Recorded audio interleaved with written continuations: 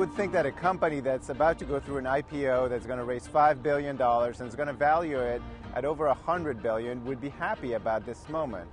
Inside Facebook, and especially inside the head of Mark Zuckerberg, it's a different picture. They're very nervous that the IPO will actually lead to a dilution of this culture that they've created that has been so effective in getting the company to where it is.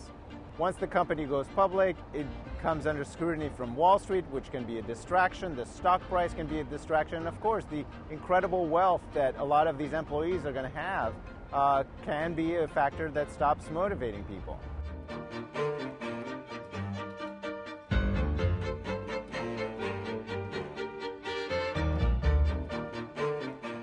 At Facebook, when they talk about the hacker way, they talk about a culture that is constantly trying to reinvent itself and the products it creates.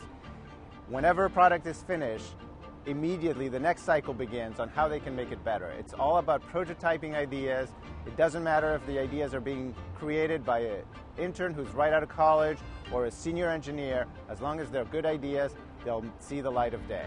The company does a deliberate effort to instill this into every engineer by putting them through a 6-week program called Boot Camp, where they get to hack the code of the main Facebook website and try new things, work on different projects, and the idea is to get everybody familiarized with every part of the Facebook website.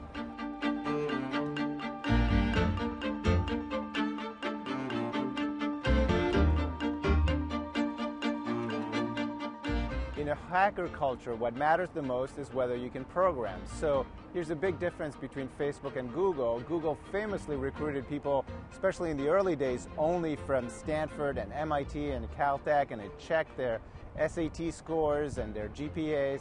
Facebook was created by a college dropout, and so they're happy to recruit other college dropouts so long as they can code. They bring them in, they put them through an interview where they code. If they pass that interview, they get another interview where they code some more and more until they had really proven themselves. And it doesn't matter whether they went to Stanford or to a lesser university.